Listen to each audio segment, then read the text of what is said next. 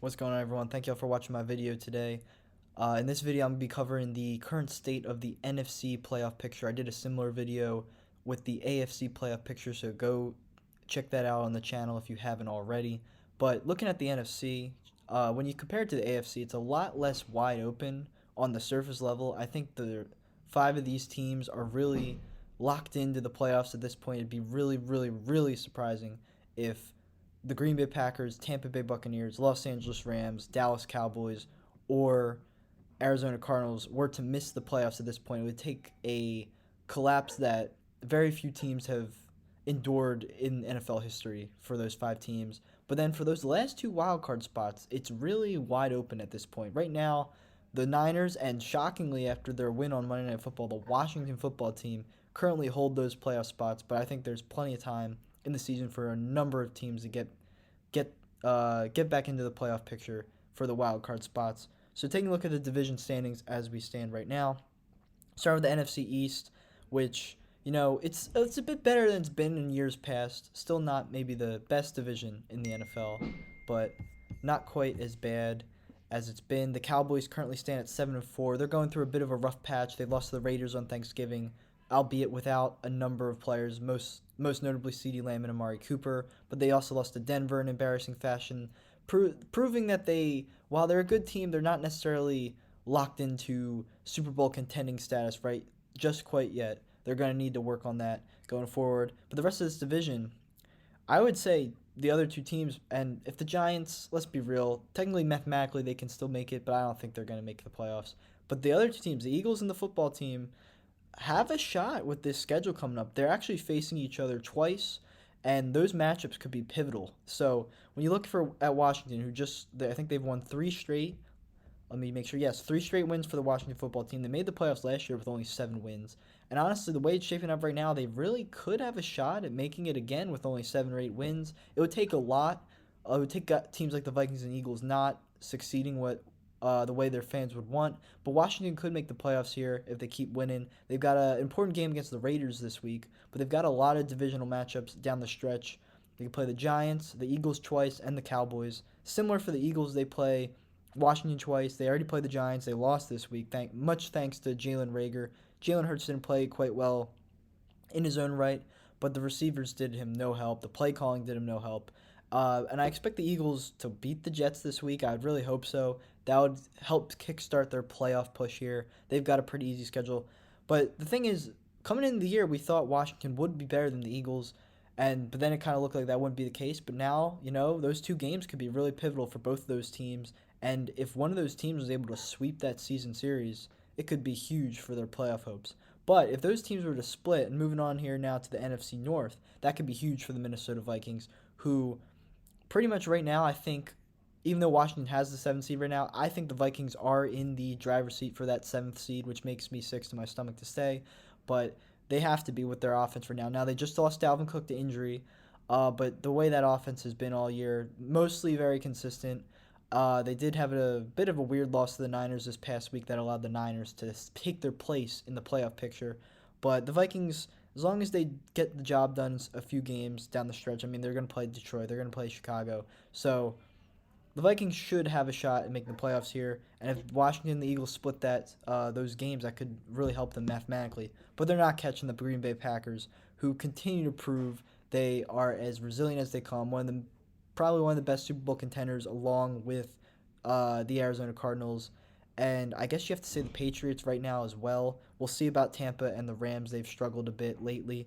But the Packers, 9-3 right now. They're coming into their bye week. And as the season goes along, they should be getting healthier. Jerry Alexander, Zadarius Smith, David Bakhtiari, these are all pro caliber players right here.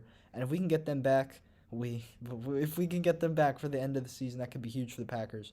And that'd be huge in their attempts to gain the 1 seed once again, as they did last year. As for the rest of the division, all I can say about the Bears is, as bad as they were with Justin Fields, they were a lot worse with Andy Dalton. They still won the game, but come on, they're not going anywhere. And the Lions, if the Lions go 0-16 again, granted they have a tie this time, but if the Lions go winless for the second time in less than 20 years, it's just comically terrible way to run your franchise. I know it's not the same management per se, but same ownership group and the same suffering fans. That's all you can say about the Detroit Lions. Moving on to the NFC South, Tampa Bay 8-3 right now. They got a much needed win over the Giants most recently, as well as this past week they got a win as well over the Colts. I was blanking on who they played there for a sec. Leonard Fournette 4 touchdowns. That was a big showdown. I do think the Colts, as I mentioned in the AFC video, are a very good team. So I considered that a big win for the Bucs, a much needed win for the Bucs. And if Antonio Brown can get back, if they can get their secondary to start playing like it did last year, maybe Tampa will have a shot at making a Super Bowl run. After all, there's certainly precedent for them winning road games in the playoffs on the way to a Super Bowl. But if that secondary can't get back to the level it is, I find it hard to believe they're going to hang with the Cardinals, the Packers, the Bears, the Cowboys, and the Rams. Because all four of those teams have lethal passing offenses when healthy. The rest of that division, there's a shot for the Falcons to make a run here. They're 5-6. They'd have to beat Tampa this week to start things off. Without Calvin Ridley, with Matt Ryan playing as poorly as he has with a bad defense, I just don't see it for this Falcons team. I know we were excited about Kyle Pitts. The Cordarrelle Patterson thing has been really fun to see, but I just think it's not the year for the Falcons. They have a nice foundation to build off, but it's not the year for them. Carolina, same thing. I was getting excited about Carolina early on. Their defense has a lot of good players and looked like they were kind of going to gel together as a team as opposed to just get their stats. That's kind of faded away, although they did lose their rookie corner, J.C. Horn, to injury. Stephon Gilmore, he's been solid in the games he's played, but he hasn't started a game yet for Carolina, so they're still working him in. And whether it's Sam Darnold, who was pretty bad, or the much worse Cam Newton at quarterback, I just don't see it for this team. And finally, the Saints. Taysom Hill's back this week. I've voiced my opinions on my Twitter page of Taysom Hill many times. I'm not a fan of him as a starting quarterback. I think it's pointless. And as bad as Simeon is, I actually think he would still be the right guy to leave in there at quarterback for them. I don't see them making the playoffs. They have no skill position guys if Alvin Kamara is not playing, so I just don't see it for the Saints this year. But it's not a big deal. I mean, it's time to rebuild. You lost your all-time great quarterback in the offseason, and then you lost Jameis Winston to an ACL tear. It wasn't expected that they were going to continue to be Super Bowl contenders, but nonetheless, it might be a time for a rebuild in New Orleans. And finally, looking at the NFC West, the division that everyone thought would be the best in the NFL, and for the most part, live up to those expectations. Seattle 3-8. Russell Wilson was hurt. Chris Carson's out for the season, and the offenses failed to gel even since Wilson returned. The defense is atrocious. Similar to the Saints, and probably even more so than the Saints, because at least the Saints can retool next year. They'll still have Kamara. They'll still have good defensive players on that team. Seattle, if they trade Russell Wilson, there's rumors starting about that. They might be going in the wrong direction for a long time coming. They gave up a first-round pick to acquire Jamal Adams. I don't like the long-term future in Seattle, and I certainly don't like the short-term future either. They're going to be a great team for the Niners, the Rams, and the Cardinals to play down the stretch in those divisional games, because as long as Seattle keeps playing as poorly as they have been, those are practically free wins, especially for the Niners, who really need that as they try to secure a wild card berth. They're currently the 6th seed. They've had a few big wins lately over the Vikings as well as the Rams. The Rams only now one game ahead of the Niners. And, I think all three of those teams make the playoffs. It really is scaring me that the Niners are crawling back in here, although Deebo Samuel is now injured. Now, as a Packers fan, there's been a lot of history with the Niners there. We beat them earlier in the year. The thing about the Niners is, while they're still solid on defense, they're not quite the same as they were that Super Bowl year where they decimated us on 2 different occasions. But nonetheless, it's always bad news for the Packers when they see the Niners in the playoffs, so hopefully we can manage to avoid them by getting a number 1 seed. I can only hope. As for the Rams, I think they have enough talent to get things together as the season goes along here. They got the Jags this week. That's a perfect bounce-back game after their struggles lately. Losses to teams like the Niners and the Titans were a little bit jarring. And as for Arizona, currently the 1 seed. Packers do have the tiebreaker.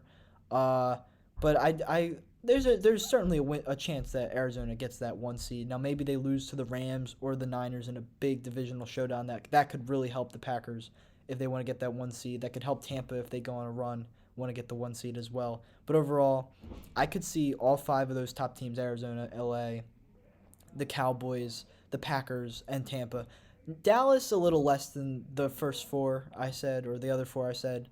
But if they get healthy, they can still certainly make a run. And yeah, I don't want to rule out the Niners either. It's just, I don't know.